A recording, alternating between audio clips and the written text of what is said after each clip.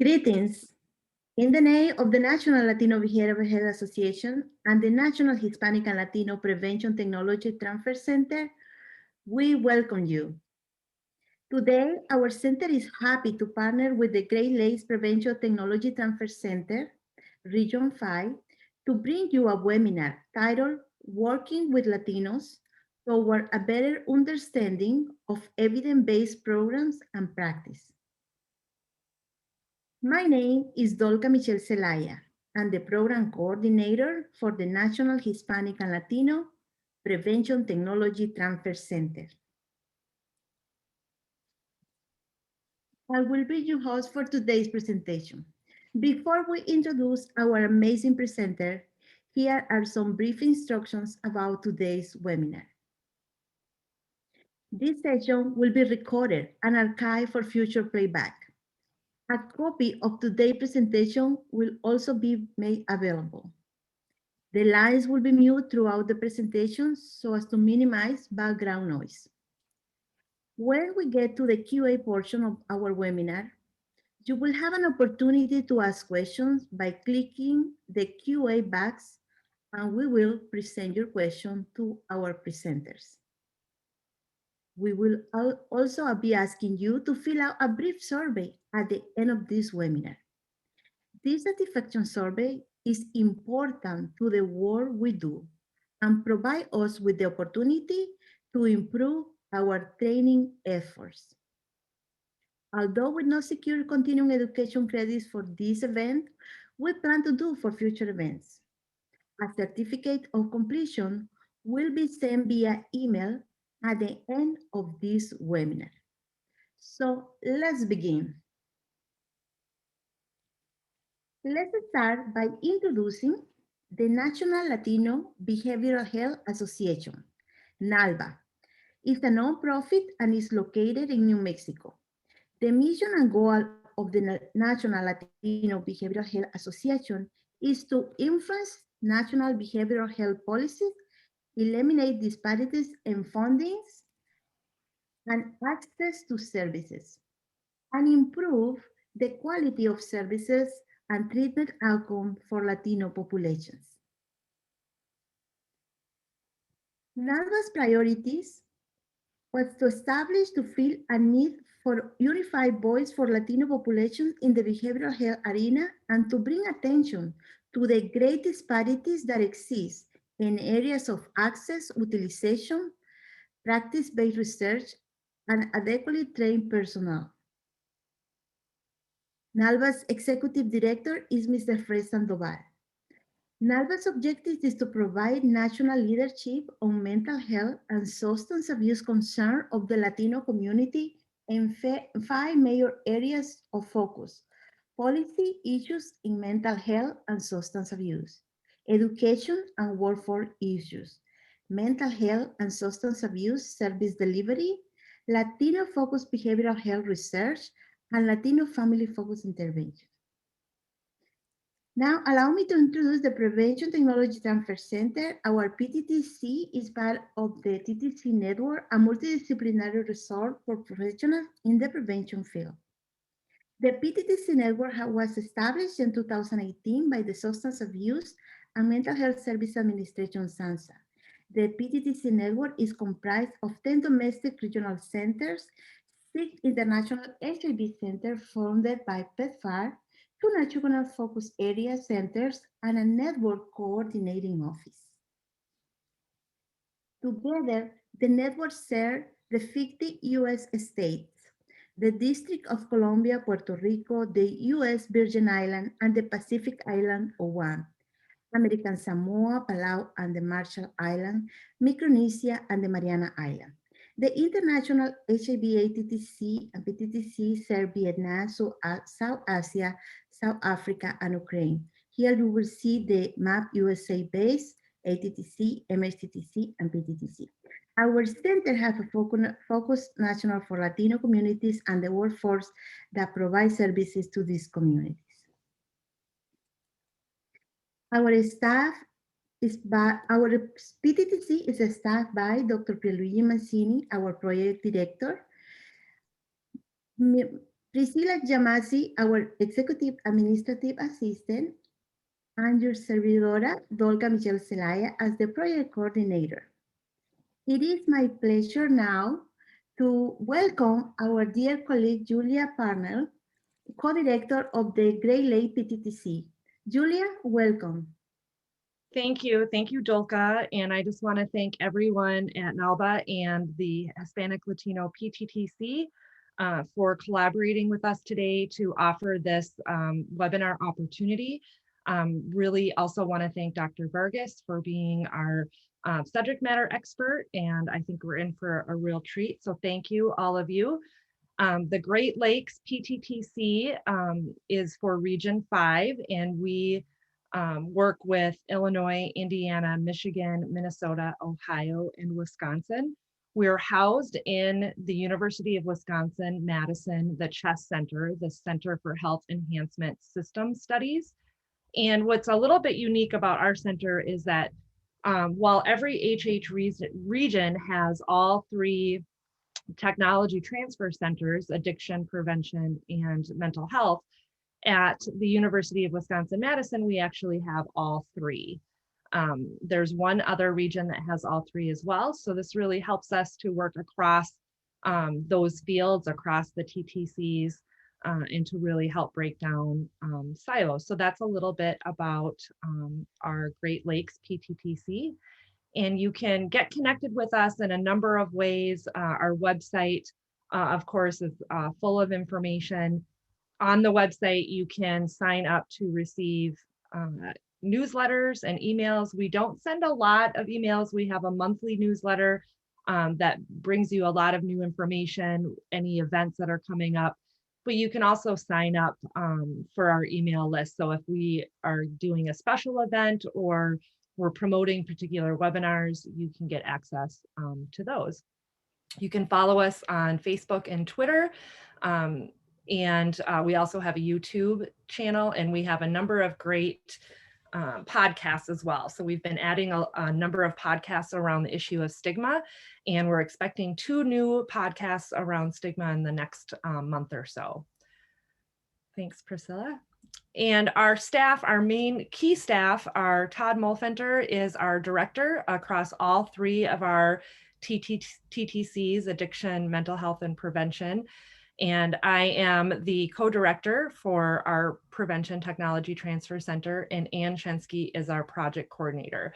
So you will be getting a copy of these slides, and you can reach out to any one of us if there's anything, any way that we could be helpful or you need to connect with us. Other than that, I just again want to thank our hosts and enjoy the webinar. Thanks for being with us today. Thank you, Julia. Thank you. Now, it is time to introduce our presenter, Dr. Luis Vargas. Dr. Luis Vargas is a clinical psychologist, a retired Universe faculty member, and a member of the board of directors of the National Latino Behavioral Health Association, NALBA. His clinical and scholarly work has focused on providing culturally responsive services to children, adolescents, and families in the Latino community. He is co-editor of Working with Culture, Psychotherapeutic Interventions with Ethnic Minority Children and Adolescents, and co-author with John Cos-Hiono on Working with Latino Youth, Culture Development and Context. He is a vice president of the Division of Child and Family Policy and Practices of the American Psychology Association, a past member of the board for the advancement of psychology and public interest, and a past member of the 2006 Task Force on Evidence-Based Practice for Children and Adolescents. He is a fellow of the American Psychology Association and a fellow of the Association of State and Provincial Psychology Boards. Dr. Vargas, we are so happy to have you home. Thank you so much for helping with this presentation, and the floor is all yours. Thank you, Dolga.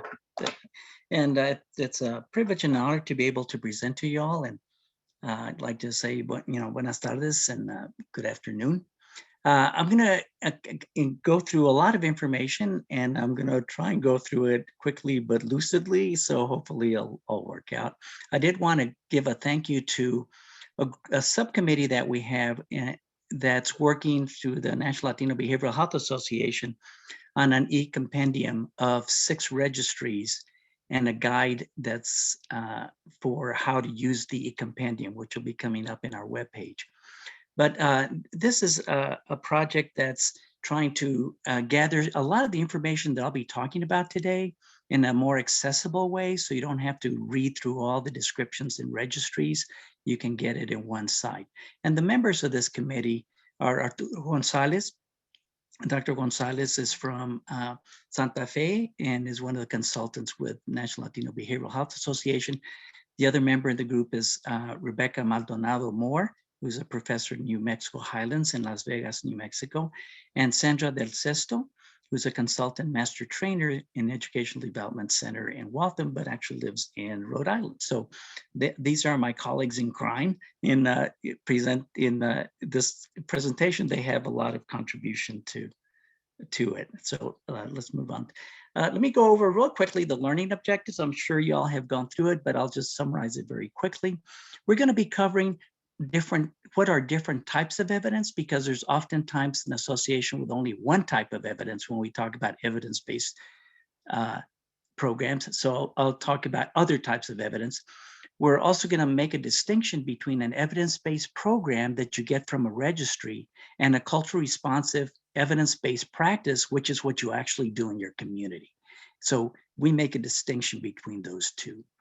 We're going to be talking about issues of fit of an EBP, and we're going to be using a conceptualization that's from a SAMHSA monograph that describes conceptual fit versus practical fit of an EBP.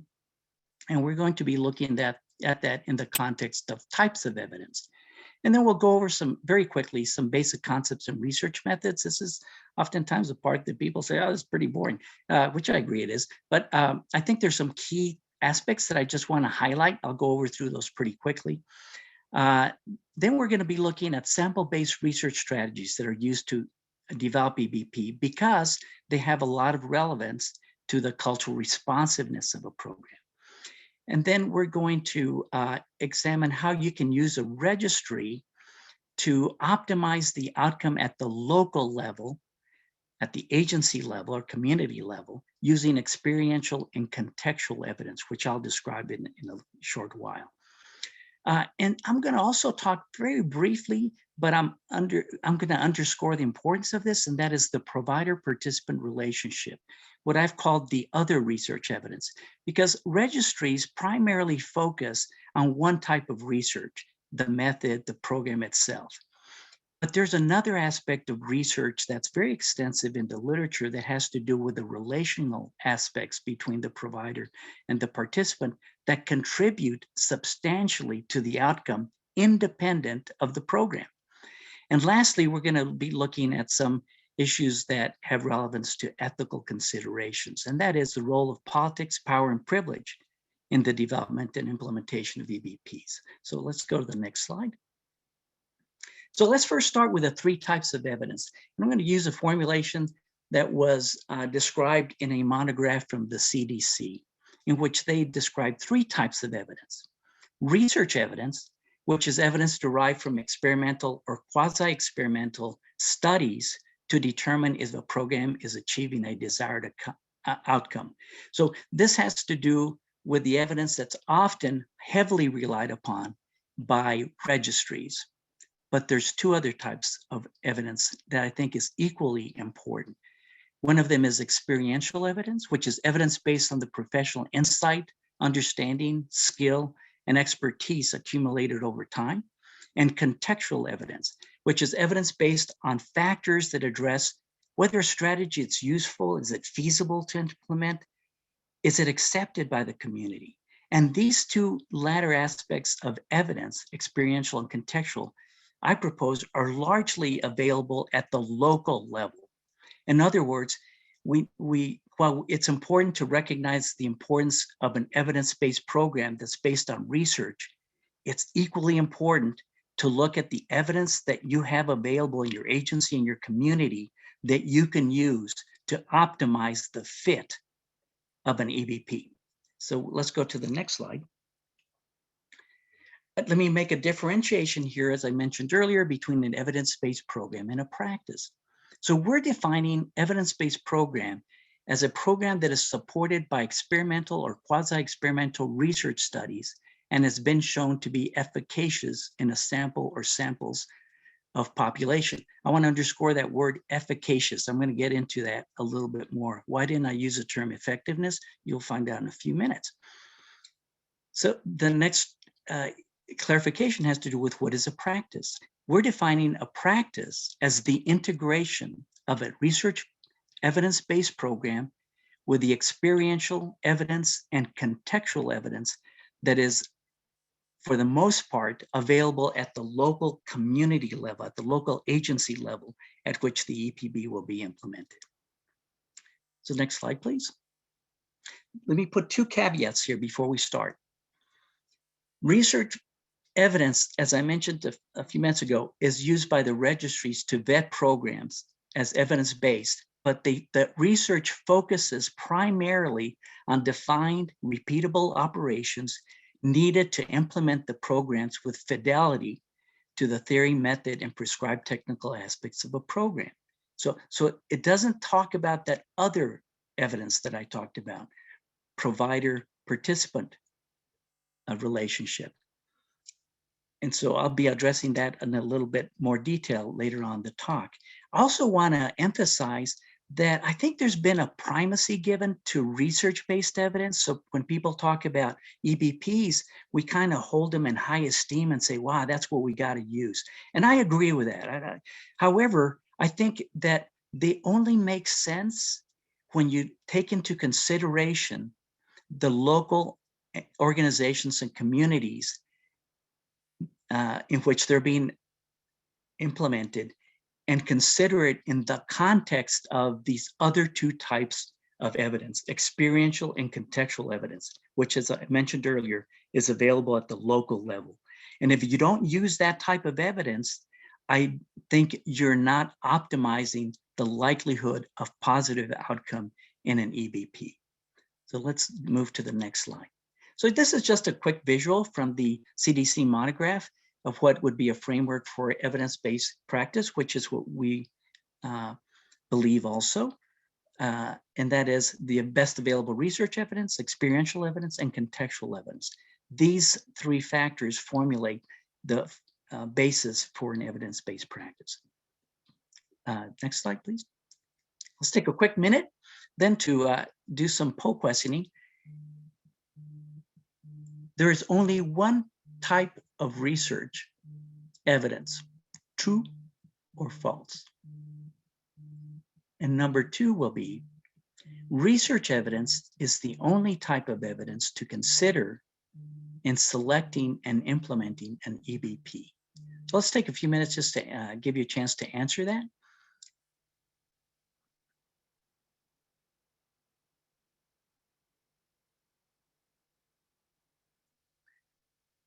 So yes and yes.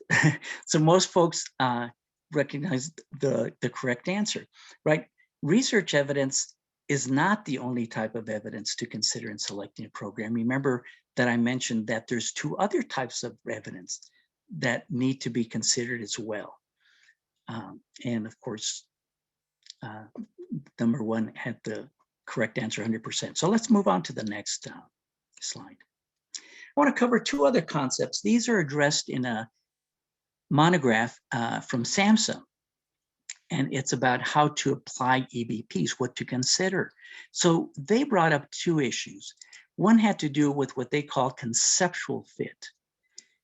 This has to do with the degree to which a program is a good match for the task that's needed. So for example, a relatively expensive program that has been shown to substantially prevent substance use in a suburban youth is a good match for a well-funded program that's looking for an EBP to prevent youth from using substances in their suburban community, right? It's the same population. It's the same, you're interested in that particular risk area, substance use. It's a youth-oriented program, and the youth are primarily from suburban communities. So that's a good conceptual fit. Practical fit is the degree to which a program is a good match for the community for which it is intended. So for example, you have a relatively inexpensive program that has been shown to moderately reduce substance misuse in the first and second generation Mexican Americans. That's a good match for an organization looking for an affordable program to prevent second generation Mexican American youth from misusing substances in their community. But I want to add one other factor to this. That it's the other practical fit issue has to do with questions that you would say yes to, and that would be, are the values in this program similar? Are the changes that we're advocating the kind of behaviors we want them to engage in, preventative efforts, are these consistent with the culture of that community? These types of questions are practical fit questions. They're not conceptual fit, they're practical fit. How good of a match is it to the community I want to apply the program to? So let's move on to the next slide. I'm going to go over some basic concepts. I'm going to do this rather quickly, but I want to make the distinction between efficacy and effectiveness. So efficacy is the extent to which an intervention prevention program achieves its intended effect under ideal controlled, what some people call lab circumstances, such as in randomized controlled trials, clinical trials. So bear in mind that when you have efficacy, you control the sample quite a bit. In other words, you have exclusion criteria, you have inclusion criteria, and that may not match up to the way that it's being applied in the community. In other words, that your community might be quite different from that sample in which the efficacy was demonstrated, because the efficacy was demonstrated in very controlled settings, right? These various factors that you want to make sure that you can attribute the change to the program and not to something else. What we're most interested really is effectiveness, right? The extent to which an intervention achieves its intended effect in the real world, in the agency, in the community, in the clinical setting you're in. But most of the studies that are in the registry, well, I should say all the studies in the registries have been vetted on the basis of efficacy, not effectiveness. So that's a little bit of a disconnect. There's not an easy solution to that, but it's just something to be aware of. That means that you got to look at what are the controlled aspects in those studies that were used to vet a program, and how similar are those to the conditions that I'm trying to apply to in my community or in my agency. And I want to look at three quick aspects of validity. One has to do with, internal validity. So internal validity has to do with the extent to which differences between the intervention or prevention program and control group in a clinical study can be confidently attributed to the program and not to some other explanation. And then this ties into what is sometimes described as treatment or program fidelity or integrity. That is that when you apply these programs, you have to apply them as the developers intend, right? So sometimes they have protocols and tell you exactly how to do it. You can't deviate too much from it, because if you're deviating too much from it, it's no longer that program and it compromises internal validity. Then there's the aspect of external validity, that in our behavioral sciences approach to intervention outcome and prevention outcome, we seem to strive for generalizability. That is, we want to demonstrate that this program is effective with a wide range of population and context. However, we don't always know that because of the controlled aspects of those studies, that experimental and quasi-experimental studies. However, I would say that as practitioners or as providers, what we're most interested in is not external validity, it's ecological validity. The extent to which an intervention prevention program can be demonstrated to have the desired effects in the real world in a particular setting, and I would argue with a particular population. So This definition of validity is a little bit different than the one CDC uses because it's really separating it to some degree from external validity and saying that what we're really interested in, does my program work in my community with the folks that I'm serving? That's the question we want to answer, not whether it can generalize. So let me make that distinction because it's going to have some implications to selection of a program. Let's move on to the next slide. Most of the registries will look at random control trials, in other words, RCTs.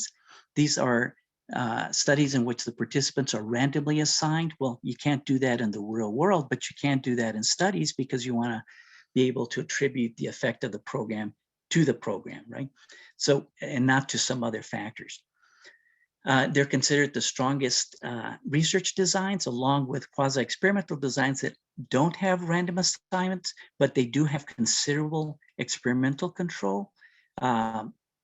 Considerable control, not experimental control, but they're kind of a step down from the experimental studies, but are still considered rigorous designs. The registries tend to use criteria that say you have to have shown that the program showed statistically significant differences between the program and those that didn't receive the program based on experimental and quasi-experimental designs. And very quick mention of meta-analyses. Some of the registries are using meta-analyses, which is a way to combine the findings of, say, 12 or 10 studies, and you develop one statistic to measure the effect size of all those studies combined. And I'll describe what effect size means in a few minutes. But this is a quick way of summarizing studies in a very effective way. Treatment integrity, I've already described, so let's move on to the next slide. This is the one I want to underscore. You know, still in many of the registries, the emphasis is placed on these. This program showed statistically significant difference between the program and not the program, and it was done through an RCT, a random control trial, or a quasi-experimental design. That's important to know, but as providers, doesn't tell us very much, because what we really need to know is the effect size. And what is the effect size? It's how big of a difference that the program actually has. And this is important because if you're going to spend a lot of money, a lot of resource, a lot of time, you want to select a program that you know has a big effect. You don't want to select a program that, even though it's been shown to be statistically significantly better than no treatment or no program, it only has a minimal effect size. It doesn't change behavior or doesn't change knowledge or whatever it's targeting very much. So we're really more interested in effect size.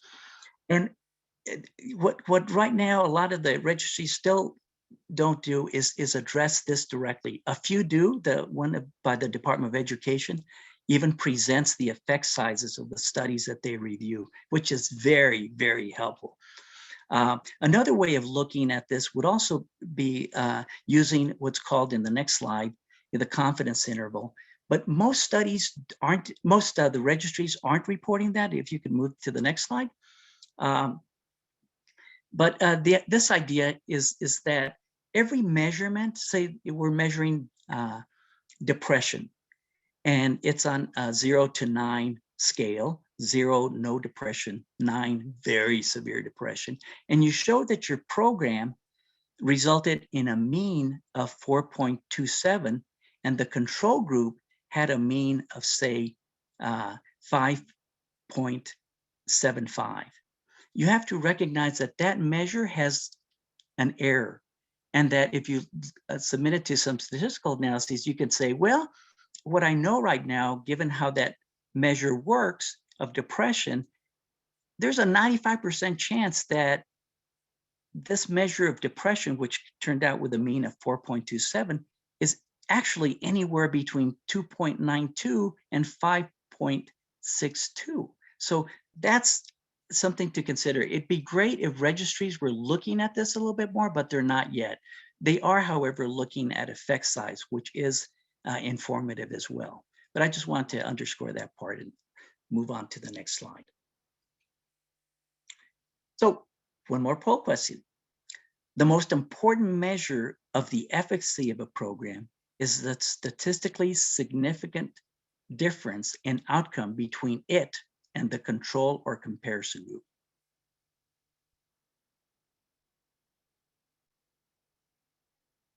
So I'll give you a few minutes just to go over that.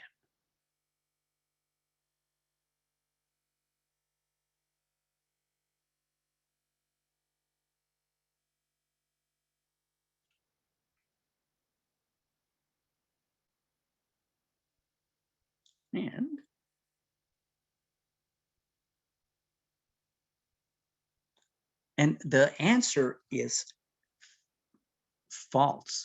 Remember that it's not so much the statistically significant difference, but the effect size that is most important to the provider. It's how much of an effect did this program actually have?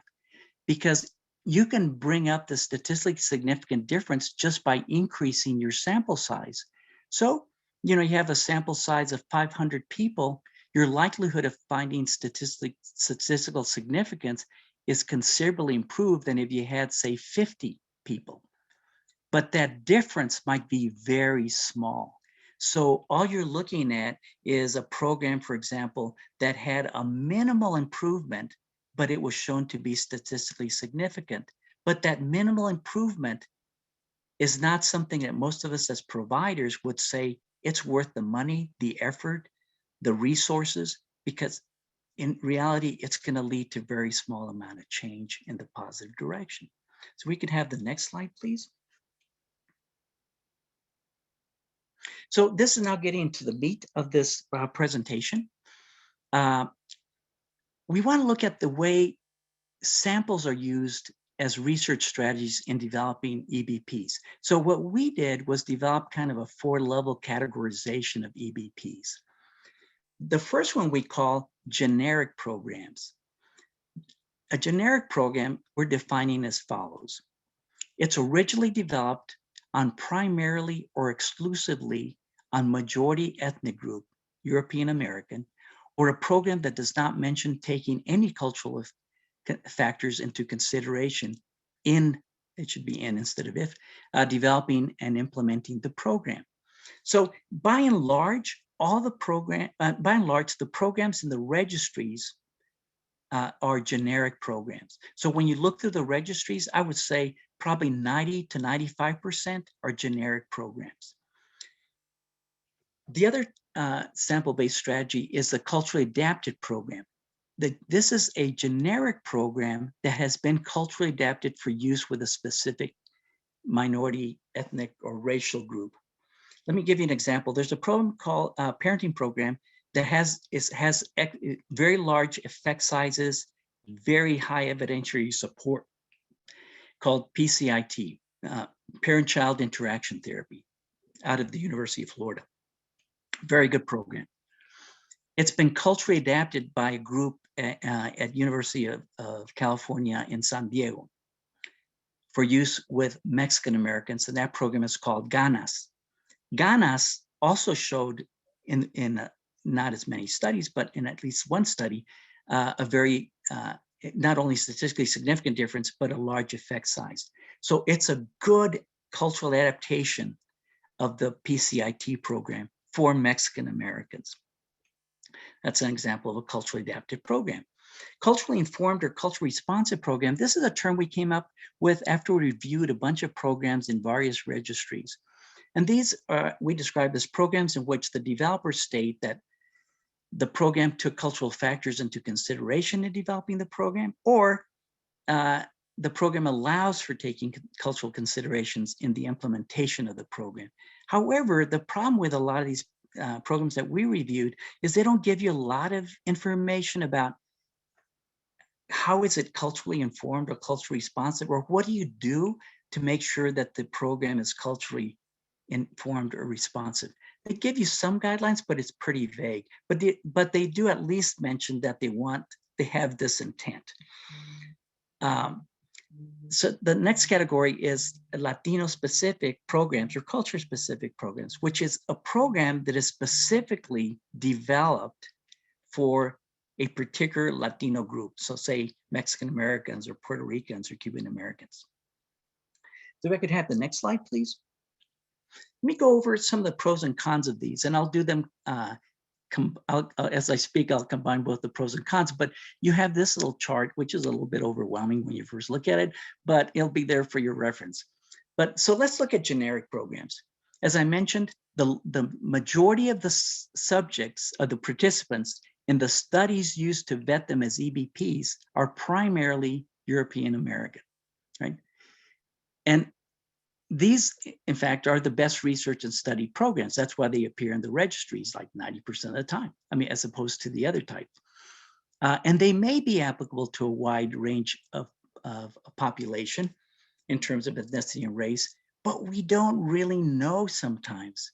So for example, if you have a program that's been shown to be very effective, say in reducing substance use, and your sample is comprised of 80% European Americans and then there's other ethnicities, and the Latinos account for 8%. Okay, so you take an average of the results, right? You take these measures and you apply them to the entire sample, and you determine that the program in fact had a moderately high effect. So in other words, it worked, and it worked moderately well. So you're going to say, hey, I've got this Latino population. I think I'm going to try this program out. What most studies right now are not doing is what's called deaggregation of data. In other words, that there's no way, a lot of these studies don't say, okay, I've got 80% European Americans, I've got 8% Latinos. Let me look at the sample of Latinos, that 8%, and see if they scored the same as the European American. And there you might find that this particular program, while it had an overall moderate effect, when you look at the Latinos, it only had a minimal effect on them. But you don't know that because all you're looking at is the mean of the entire sample. So it's important then to know how is the sample comprised. When you look at the registries, many of the registries will say, we review these studies, and these studies had, we have 50% Latinos, or this one had 40% Latinos. So the more the representation, it's a little bit more helpful, despite the fact that there might not be that deaggregation of data where they look at the specific scores of the ethnic populations in the sample. But at least that's a little bit of a guide. The culturally adapted, that has the advantage of being culturally responsive and considering possibly cultural, linguistic, and social characteristics of the specific ethnic group. However, there's no set standard to how you accomplish cultural adaptation. So I can tell you that there's some research studies that say this program is culturally adapted. And I'll give you an example, real life example. A study that said this is a cultural adaptation. What we did was we translated the instrument to Spanish, and we lowered the reading level from 6th grade to 4th grade. And we use, it's a child-oriented program, so we use pictures that originally were white people. Now we just changed the color of the people to brown. And that was their cultural adaptation. Versus Ganas, the program I mentioned earlier, in which they did focus groups to look at what they were teaching in terms of good parenting practices to determine if those practices were consistent with the values and the norms of the local Mexican-American community in Southern California. So you can see this big variation. Another difficulty with cultural adaptation is they're great. You can start making them more culturally adapted, but then you have to stop to a certain degree because you can't compromise program fidelity because it compromises internal validity. So the adaptations can only go so far. So one of the questions you have to ask sometimes when you're looking at a cultural adaptation is, are these adaptations big enough to be acceptable to the community that I'm trying to apply it to? And the other part is that a lot of these studies will group the sample by ethnicity, right? So they'll say we culturally adapted it to Latinos, or say even Mexican Americans. But they developed the adaptations, say, in first and second generation Mexican Americans. And then we're looking in a different setting to apply this program to a setting in which most of the Mexican Americans are fourth and fifth generation. So the cultural adaptations that were done may not be applicable to the type of Mexican American you're wanting to apply to, because in many ways, these fourth and fifth generation Mexican Americans might be much more like European Americans, and you might be better off with a generic program rather than a culturally adapted program that is geared toward largely less acculturated Mexican Americans. So let's look at culturally informed. That's a broad category. There's no set standard for what it is. The programs vary widely with the degree to which they're informed or responsive. And sometimes there's not much guidance in how to actually do what they're saying to make it culturally informed and responsive. So you have to look carefully at the protocols and the training manuals that they're providing. The last one has to do with Latino specific programs. If you develop a Latino specific program and you're applying it to similar populations, it's probably going to be the best, not just conceptual fit, but eventually practical fit of that program to your community. Like the Ganas program, if you're going to apply it to a Mexican American sample in South Texas that is very similar to the population which the Ganas was developed in Southern California, it's probably the best fit for that group if you're looking at a good parenting program that helps you with general resilience factors. But it may not be that effective if you're applying it to, say, an urban Cuban or Puerto Rican American population. These two groups might be too different. And in fact, you might be better off using a generic program, or as well off using a generic program than a Latino specific program, because the sample differs so much from the population to which you want to apply it. So let's move on to the next one. Next slide, please. Thank you. So we have a poll question. Which is the best type of EBPs for Latino populations? Generic programs, culturally adapted programs, culturally informed responsive programs, Latino specific programs, 2 and 4, or it depends. Let me give you a few minutes to answer that.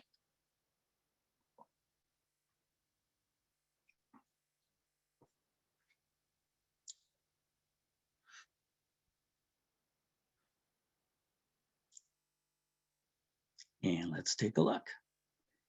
The answer is it depends.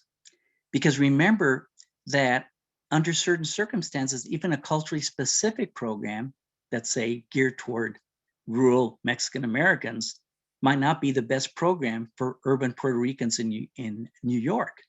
So it's something that you have to look at the other factors to see what contributes to a better practical fit. So let's move on to the next slide.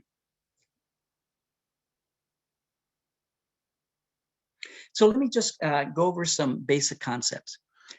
Conceptual fit aligns more closely with the research evidence, right? You got these risk factors that you're interested in. You have a program that addresses those risk factors and has been shown to be efficacious with that as pertains to those factors. But practical fit aligns more with experiential and contextual evidence. In other words, you have this particular program, but then you realize that the program was developed in an urban area with largely middle-class European Americans, and you're looking for a program to apply it to a rural area of Salvadoran immigrants in Central California. So you have to consider those two factors, but you can see the differentiation between the use of the research evidence to establish conceptual fit and the use of the experiential contextual evidence to establish practical fit. So we would say that a program is selected from a registry, I think, primarily on the basis of conceptual fit and only secondarily to the issues of practical fit. There are a few things that have to do with practical fit that you can garner from a registry, and we'll get into that in a few minutes. And the practical fit of a selected EBP to the community for which it is intended is optimized, and this is an important aspect, optimized by the experiential and contextual evidence that I've described so far. In other words, looking at what's available in your local community that tells you if this is in fact a good fit to the values, the practices, the beliefs of your community. If I could have the next slide, please. So a generic program then is selected on the basis of very good conceptual fit, right? And you want to make sure that it has strong evidentiary support, right? There's a good number of studies saying it works, but it may have a poor practical fit. So for example, a vaping prevention program developed on samples of largely white urban youth and upper middle class suburban neighborhoods in New England is being considered by a poorly funded nonprofit agency in Central California for use with first and second generation Mexican American youth from low income and largely migrant families. This is not a good practical fit. So let's move on to the next slide. Culturally adapted programs and culturally informed responsive programs selected on the basis of very good conceptual fit and a strong evidentiary support may have a better practical fit than a generic program. And I say may, right? Because there's other factors that you need to consider as we've been talking about. But this depends on the similarity of experiential and contextual evidence on which the programs are based. I'm going to describe that in a few minutes in more detail. A Latino specific program may be selected on the basis of good conceptual fit and strong evidentiary support, but it may have the best practical fit than a generic program selected on the same basis, but only to the degree that the experiential and contextual evidence of both programs are similar. So let me give you an example. A drug misuse program, prevention program, developed on samples of urban low-income Puerto Rican youth in New York City and Philadelphia is selected by an agency to be used with urban low-income Puerto Rican youth in Chicago. So looking at the sample, the demographics of that sample, the studies that were used to vet the program as an EBP, which is available in the registry, is important to look at. So let's move on to the next slide. So what should we look at in selecting EBPs from a registry? First of all, we had to make sure that the registries we're looking at have clearly stated sets of criteria for determining that a program is evidence-based.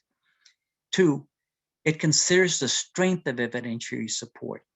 So it differentiates between moderate and substantial evidentiary support. It attends to either directly or indirectly to effect sizes and not just to statistically significant differences. And some registries do this a lot better than others. But the strength of evidentiary support is a key factor in selecting a good program. The other part that we considered in developing our e-compendium was we wanted to select registries that had information that showed that the effects of the program sustained over time. And I think that's an important aspect. If you're spending that much money, effort, resources, you want to make sure that the program doesn't just have an immediate effect, it has a sustaining effect. It lasts over time. And that ought to be part of the criteria used by the registry to designate a program as evidence-based. And the other is select registries that are reviewed regularly. They're updated. If there's more studies, they review them, and that may change the strength of evidentiary support of a program. You're also up to date in terms of what programs are coming up. And I think with time, we're going to be seeing better and more culturally adapted and culturally specific programs in these registries. Let's move on to the next slide. What I've done here is just give you a list. These are the ones that we used in our e-compendium.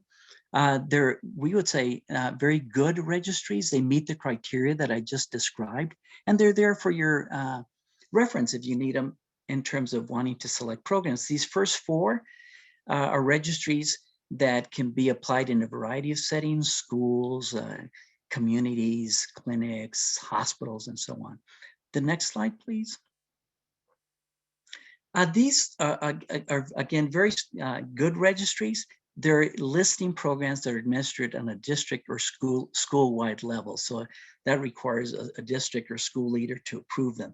But these are very good registries. And the last one even gives you information about the effect size of the studies that were used to vet the program as an EBP, which is notable.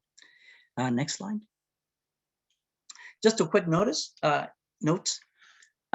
Right now, few of the registries will describe cultural adaptations. So for example, why that program that I mentioned, PCIT, parent-child interaction therapy, is listed in many registries, and it's a highly rated program because it has large effect sizes. It doesn't mention the adaptation, the ganas. And that's typical of a lot of registries. So some of these programs have cultural adaptations, they're just not listed. You have to go find them in the literature, which is not sometimes, that's one somewhat time-consuming task, and something sometimes we can't do easily. I should mention too that many of the registries list programs as evidence-based. Most of them have two tiers, two levels. So one is the highest level of evidence support. The next is not quite as high, but there's still evidence support. Of course, you want to first look at the highest level, and then if there's none in the area that you want to look at, then you want to move to the next level. But they will also list some programs with terms like promising, emerging, suggestive tier. And so I've heard some people say, well, my program was listed in this program that I'm going to use was listed in the registry. However, that program was listed as a promising or emerging program. It's not evidence-based, right? So the registries will list the evidence-based and other programs. What you want to look at are first and foremost the ones that have evidence-based, which are usually like the top tier, the top two level programs in their registries. And of course, as many of you know, some of these programs require special training and certification. They might require licenses if it's a therapy or a treatment. You might say you need to be licensed. So it's something to be aware of. If I could have the next slide, please. So let's take a look at maximizing conceptual fit in selecting an EBP from a registry. If there's a culturally specific, culturally adapted, culturally informed responsive program that is a good conceptual fit, in other words, let's suppose it's looking at reducing delinquency. You might ask, which one has the strongest evidentiary support, right? You want to look at the top level first. And then you want to look at, well, is it culture specific, culturally adapted, or culturally informed responsive? And I would suggest looking at it in that order. First, look at, is there a culture specific one? Is there an adapted one? Is there an informed responsive one? Assuming that they have similar evidentiary support. So let's suppose that we're looking at the second tier because there's no first tier top level evidentiary support program. We're looking at the next one, but there's programs in that next level that are of either of those three. I would say start with the culture specific one first, and then go to the culture adapted, then go to the culture informed to make a decision about which is the best fit for your community. If there's only a generic program available, consider these two factors. Which one has the strongest evidentiary support, the top tier, the top level? And which program was developed and assessed for efficacy or effectiveness using samples with the largest percentage of Latinos? And that's available in the registries. What we've done in the compendium is we've summarized these 6. So we'll actually tell you on the average, this particular program has 6 studies that were used to vet it as EBP. And the average number of Latinos in these 6 studies was 20% or 40% or whatever. So we've tried to summarize it to minimize the work required to do this kind of homework to select a better fit. So we could get the next slide. If there is a culturally specific program available, then you want to ask, well, how similar are the Latinos in the sample of the studies used to establish it as an EBT to the community for which it's intended? Because if it's very different, as I mentioned earlier, you might be better off with a generic program, right? if the sample is so different. If there is a culturally adapted program, the question you might first ask is, does the adaptation seem adequate for the community for which it's intended? And how do you get that answer to that question, right? Well, I'm going to talk about that later because it has to do with the local, experiential, and contextual evidence. Is there a culturally informed, culturally responsive program available? How much detail does the program provide to make it culturally informed or responsive? You want to look at that before you select the program, decide that that's a program you want to go with. So these are just preliminary questions to hone your decision making. If I can have the next slide. So let's go into poll questions again. Conceptual fit of an EBP is best determined by experiential evidence. That's one question. Question two, practical fit of an EBP is best determined by the developers of an EBP, not by the organization using it or the community for which it is intended. So let me give you a few minutes just to write down your answers.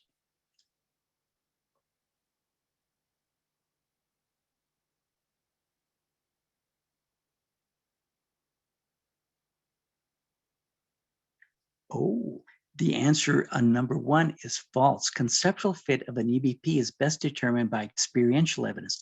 Remember that experiential and contextual evidence is largely available at the local level, not at the research level, not at the level that is listed in the registry.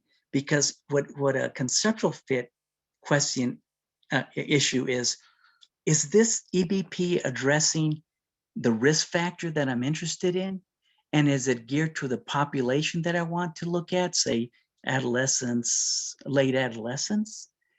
What it's not telling you is, given my community, would this particular program work with my adolescents who are largely unacculturated? They're migrants, they're working the fields in Central California, and some of the approaches used by this intervention might not really resonate with this population at all, and they might not accept it. So it's important to consider that aspect. In the practical fit issue, the answer is false, number 6. It's the practical fit is best determined not by the developers, but by the organization, the community. So most folks got that right. So let's move on to the next question. So if you're using a generic program, here are questions to consider. Are the beliefs and values of the program consistent with those of the community for which the program is intended? Were the participants in the studies used to support it as an EBP from the same or similar geographic area as the members of the community for which it is intended? Were the participants in the studies used to support it as an EBP, again, information available in the registry, from the same urban, suburban, rural, frontier areas as the community in which I want to apply it? And what adaptations will be necessary to make it acceptable to the community for which it is intended? Consider not only cultural factors here, but educational level, socioeconomic level, language proficiency. All these factors are important when you're selecting a program, because you can have an excellent program, but it's just not geared to the educational, socioeconomic, language proficiency, and then of course, additionally, cultural factors. Bear in mind though, that anytime you're making adaptations to a program, you need to involve the program developer or the person promoting the program, because they'll need to approve how much adaptation you can make so as not to compromise program fidelity. So if we could get the next slide, please. In the case of these other culturally informed, culturally specific, adapted, or informed responsive programs, here are some of the questions you want to ask. Were the participants in the study used to support it of the similar questions, similar geographic area? Are they from the same, and we call this area urbanicity, is it urban, suburban, rural? See the similarity of those populations in those programs, in the studies that were used to vet the programs as EBPs, and how similar they are to where you want to adapt it. If the materials are in Spanish, is the Spanish similar to the Spanish spoken in the community for which is intended? And as you well know, Spanish varies considerably, not just in specific words that are used, but modismos, a style of, certain phrases that we use can be very different, and they can have very different meanings in different subcultures of Latinos. And again, looking at what adaptations might be necessary. So I already mentioned some of the concerns there about involving the program developers. So let's move on to the next slide. Let me emphasize here one thing that I think is ignored in a lot of the implementation of evidence-based programs. In the area of intervention, particularly, there's a large body of research that looks at the provider-participant relationship. And it has shown that it accounts for a substantial contribution to the outcome independent of the program itself. It matters who the person is that is delivering the program and how they relate to the participants. So particularly in the area of intervention, it accounts for at least as much participant benefit and possibly even more than the particular program, the method, or the technique. So if you're giving consideration to provider-participant relationship and you're adding that in your training for the program, you're maximizing the potential for positive effect of that program. You're magnifying it considerably. So let me move on to the next slide. So what are some of these characteristics that of providers that enhance the relationship? These are based from research findings. The alliance between the provider and the participant, the collaboration between the provider and the participant, the use of goal consensus in each session so that you're agreeing on what goals you want to obtain after the delivery of a program or a session in a program, the creation of cohesion in the participant group, the provider empathy, how empathic is a provider that is delivering the program, the use by the provider of positive regard and affirmation of the participants in the program, and lastly, collecting and delivering participant feedback. So training staff to show these behaviors enhances considerably the potential positive outcome of a program independent of that program. So it's magnifying the positive potential for positive outcome. So let's move on to the next one. So in incorporating this participant provider relationship aspect, here are the questions one might ask. Will the program providers receive training on how to integrate positive elements of the provider-participant relationship into the implementation of an EBP? How will the organization ensure that the program providers are giving as much attention to the provider-participant relationship as they are to the program method and its delivery? So let's move on to the next slide.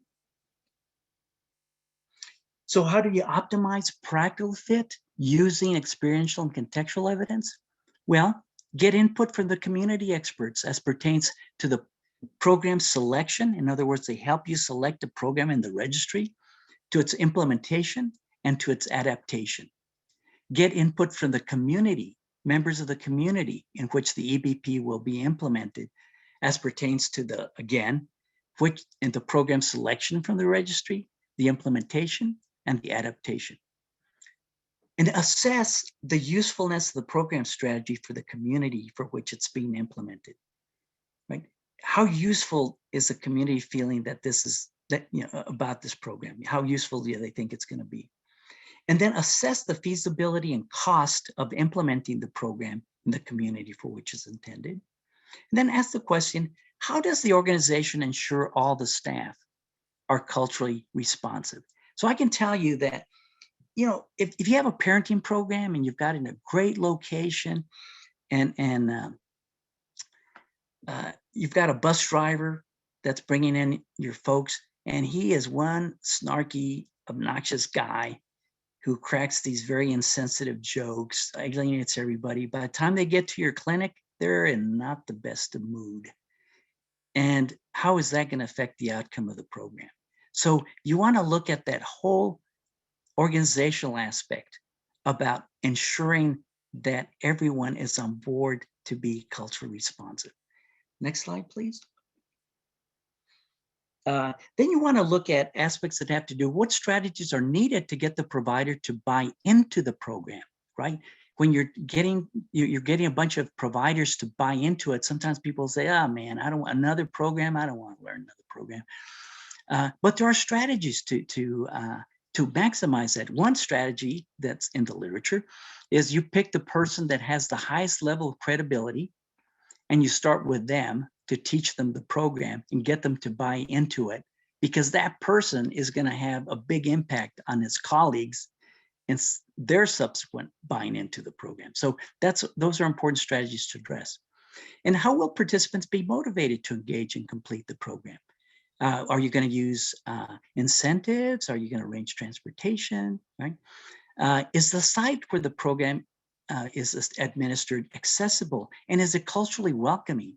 Because you can have a great program in a university setting that is not in the community or a little ways away from the community, and it's not someplace people want to go. It's just, there's certain aspects about the environment that isn't that appealing, even though the program might be great and the staff might be great, and they're very cognizant of relational aspects as well. If the program involves parent or families, do we need to provide meals, childcare, again, transportation? Does the program need to be culturally or linguistically adapted, right? Do we need to accommodate it to the local language spoken in the community? And if I could have the next slide. This is just a summary of what we covered. I know this is a very imposing slide, but I'll leave that for you later. But it's basically just a graphical representation of the decisions that one might make. And the bottom ones are more steps you would take to ensure a better practical fit at the registry level. So let's move on to the next slide. Use of experiential and contextual evidence is not that important if you have selected EBP with very good empirical evidentiary support. True or false?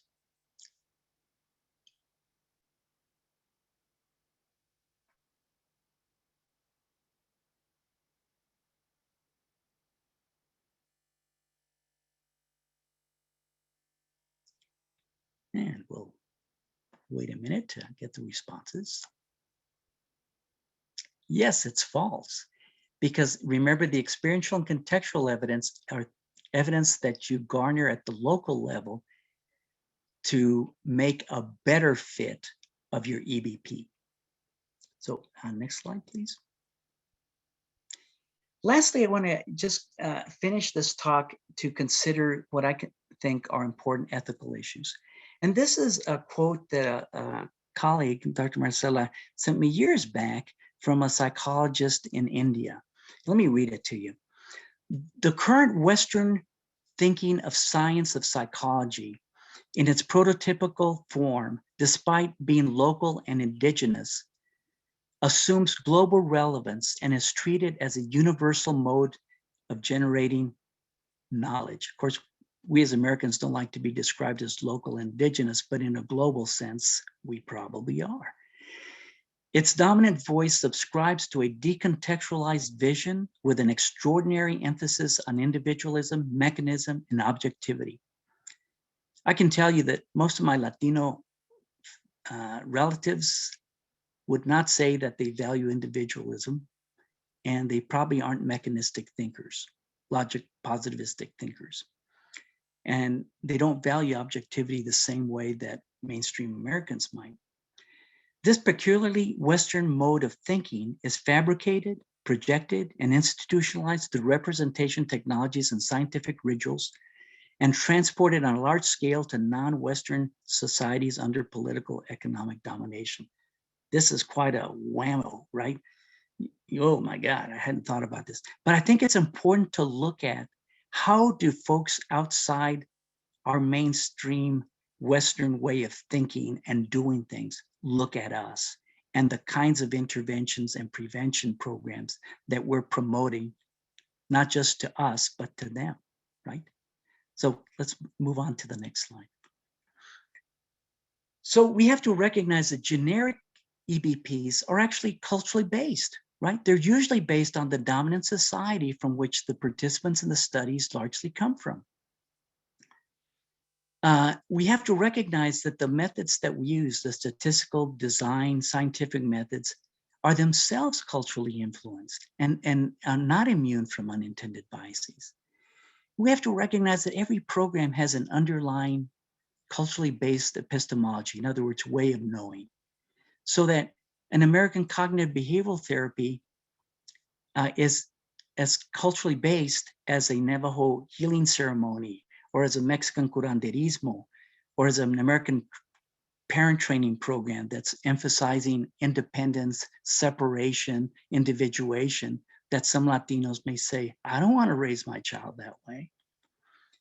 Some folks, these are two Puerto Rican psychologists, has talked about the exportation of EBPs to other countries, particularly they're interested in Latino populations, as it's kind of a form of cultural imperialism. In other words, that you're imposing culture. And the problem is that you're doing it in ways that sometimes neither the provider nor the recipient, the participant, recognizes that they're being subtly acculturated into a particular way of thinking. So these have to be taken into consideration. Does a theory on which the EBP is based incorporate specific cultural values, beliefs, preferences, and norms that are very different from those of the community members for which it is intended, and could you use the EBP as a way of inadvertently imposing culture on community members? And does that outweigh the benefit? In other words, you might be wanting to decrease delinquency, but in the process, teaching kids to be so independent that it runs counter to the values of the family in the Latino population. So next slide, please. This will be questions that we take. Thank you very much. I apologize if this has been a lot of information in a very short amount of time. I've tried to be over-inclusive in my slides so that you have them for reference. Again, if you have any later questions aside from this presentation, feel free to email me and I'd be happy to answer any questions you have. Thank you. Dr. Vargas, what a beautiful presentation. This is a learning experience totally from the beginning to the end. We appreciate everything that you are doing. We have time for maybe 2 questions or 3, but let's start with Amy Rosas. She asked this question, where are the best places to look for research EBPs? Well, I would say start with a list that I put in there. There's 6 registries that I listed. And I say that because our subcommittee at NALBA that's coming out with an e-compendium that's going to summarize all those factors that I said you need to consider. We try to put them all in the e-compendium so everything's combined and easy to access. And we'll have that online hopefully later on the year. But for the time being, any of those 6 I would say are a good start. They're not exclusive, right? In other words, there are others that are just as good. It's just that the ones we listed, we know met the criteria that we established. And so we feel pretty confident with them. So I'd say start with those. Thank you, Dr. Vargas. Now we have a question from Mr. Fred Sandoval. He said, what factors do you believe account for the small number of Latino focuses EBP? I think, there's, an advocacy issue here too, is that, do we as a group have to start advocating with the registries to begin to include more culturally specific, culturally adapted programs. There's just so few of those in any of the 6 registries that we looked at. And we know that there's more information in the literature, but for whatever reason, it's not being looked at that much. So there's an advocacy issue. I mean, do we want to start to contact registries and begin to say, we have a need for this kind of information. Can you provide it for us? And it has to do not just with whether there's a program that's culturally adapted, culture specific, but also those larger demographic issues that help us select programs. How many Latinos were in your sample? Where are they coming from? Urban, rural areas? What part of the country are we looking at? Some things that are pretty easy to gather, but isn't necessarily present in all the registries. Some do, but I think we have to start moving a little bit toward encouraging these groups to look at the questions that we believe are important when we're selecting EBPs for our Latino communities. Thank you, Dr. Vargas. Thank you so much. And the next question that everybody's asking is like, when this e-compendium is going to be available? Well, we're hoping to get it up, I would say safely in the next 3 to 4 months. And it'll be through our website, the National Latino Behavioral Health Association. We're very excited about this project. It's been a very time-consuming but very rewarding project to do. There's a lot of work yet to be done. I mean, I'm certainly not happy with the final product. I'm happy that it gives more information, but it'd be great if we could get more information from the registries eventually. So let me say that. Thank you. We would like to thanks again, Dr. Vargas, for this wonderful, amazing presentation. To the NALBA's Evidence-Based Practice Subcommittee for all the work that they are doing to advance the use of EBPs, and of course, the Great Lakes PTTC for this amazing collaboration. Thank you. This is the contact information in case you want to reach Dr. Luis Vargas. Next slide, please. And this is the contact information for the National Hispanic and Latino PTTC. Please reach out for more information about projects and to request training and technical assistance, free of charge, of course. This is the contact information for the Great Lakes PTTC. Please reach out for more information about the projects that they may have available. And this is our evaluation. It's important. Please make sure that you complete this evaluation. Your opinion is very important to us. Once again, thank you for joining our meeting, our webinar titled Working with Latinos Toward a Better Understanding of Evidence-Based Programs and Practices. Thank you, everyone. Enjoy the rest of the day. Have a good day.